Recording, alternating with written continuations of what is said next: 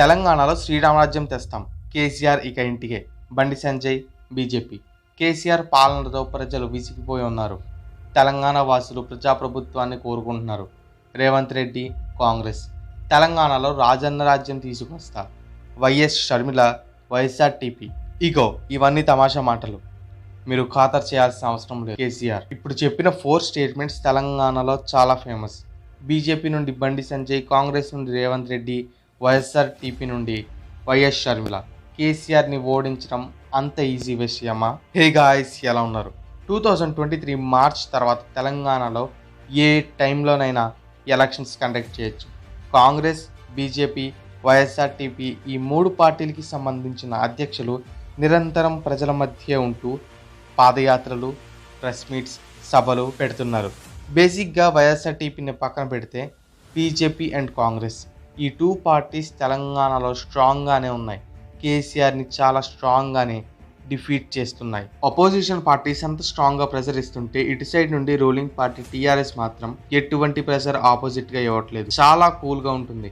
In fact ఆ 2 పార్టీస్ని TRS ignore చేస్తూ light తీసుకుంటుంది. సో ఈ వీడియోలో 2023 తెలంగాణ అసెంబ్లీ ఎలక్షన్స్లో ఏ పార్టీ విన్ అవుతుంది, ఎవరు సీఎం అవుతున్నారు అన్న విషయాలు క్లారిటీగా తెలుసుకుందాం. మీరు ఏ స్టేట్లో చూసుకున్నా ఎలక్షన్స్కి 1 or 2 ఇయర్స్ టైం ఉండగానే ruling party and opposition party ఢీ అంటే ఢీ, నువ్వా నేనా అన్నట్టుంటాయి.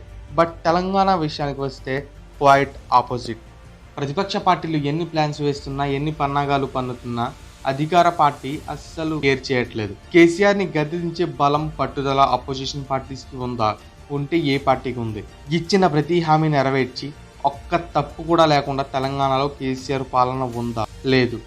చెప్పుకోదగిన సమస్యలు కూడా తెలంగాణలో ఉన్నాయి.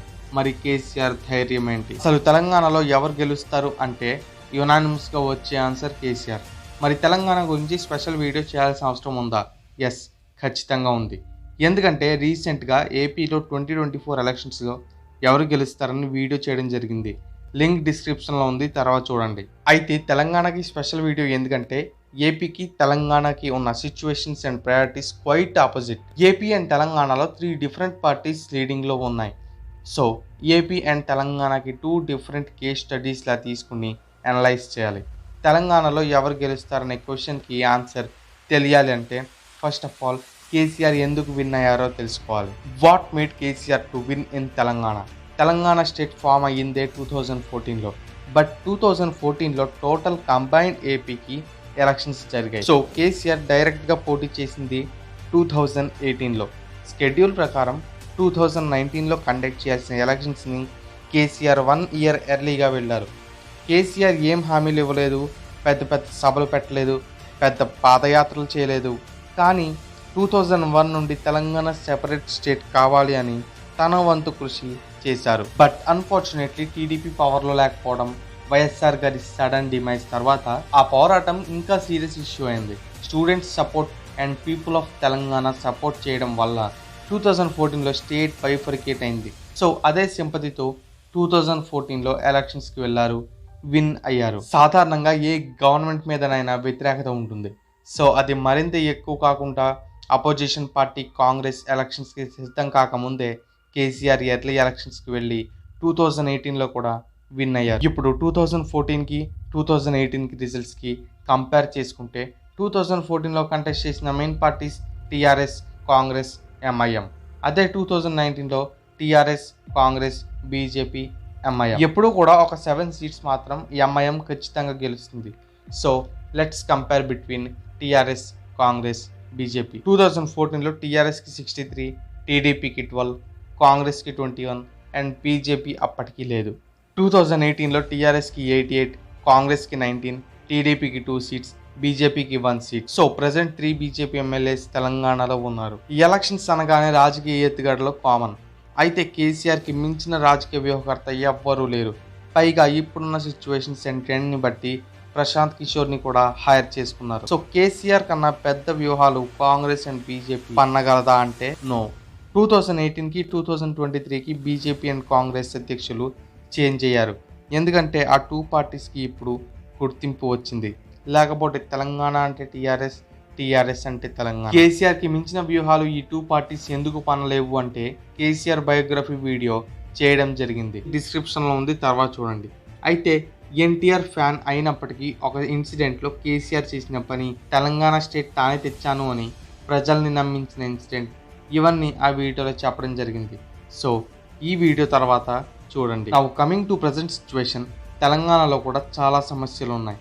కేసీఆర్ పైన వ్యతిరేకత పుష్కలంగా ఉంది. ఎలక్షన్స్లో చెప్పిన దానికి చేసిన పరిపాలనకి అస్సలు లింక్ లేదు. సో ఎన్ని రీజన్స్ ఉన్నాయి కేసీఆర్ ఓడిపోవడానికి. మరి ఓడిపోతారా అంటే నో, ఎందుకంటే తెలంగాణలో వేరే ఆల్టర్నేట్ లేదు. తెలంగాణలో ఉన్న అసెంబ్లీ సీట్స్ 117. తెలంగాణలో ఉన్న parties YSRTP, TDP, MIM, BJP, Congress, TRS. YSRTP పెద్ద ప్రభావం చూపించదు. ఇన్ఫ్యాక్ట్ ప్రచారానికి పోటీ చేయడానికి డబ్బులు వేస్ట్. టీడీపీకి 2 to 5 సీట్స్ రావచ్చు, అంతకు మించి రాబట్టే సత్తా ఉన్నప్పటికీ చంద్రబాబు గారి ఇంట్రెస్ట్ అండ్ ఎఫర్ట్స్ పైన ఆధారపడి ఉంటుంది. సో ప్రజెంట్ అయితే 2 to 5 సీట్స్ వస్తాయి. ఎంఐఎం ఎవ్రీ టర్మ్ ఎంఐఎంకి 7 సీట్స్ పక్కా వస్తాయి, నో డౌట్. బీజేపీ పేరు గొప్ప ఊరు దిబ్బ అన్నట్టు, మోడీ గారి ఇమేజ్ అండ్ హిందూ సింపతి తప్ప ప్రొడక్టివిటీ మాటలు మాట్లాడరు. మోస్ట్లీ 10 సీట్స్ కన్నా తక్కువే గెలిచే అవకాశం ఉంది. 12 సీట్స్ వస్తే అది హయ్యెస్ట్ మెజారిటీ అన్నట్టు. మీరు గమనించినట్లయితే బీజేపీ ఎమ్మెల్యేస్ని ఓన్గా అక్కడ ప్రజలు గెలిపించుకుంటారు, అంతేకాని బీజేపీకి ఓటు వేస్తే ఆ ఎమ్మెల్యే గెలవరు. ఆ ఎమ్మెల్యే మంచితనమే అతన్ని గెలిపిస్తుంది.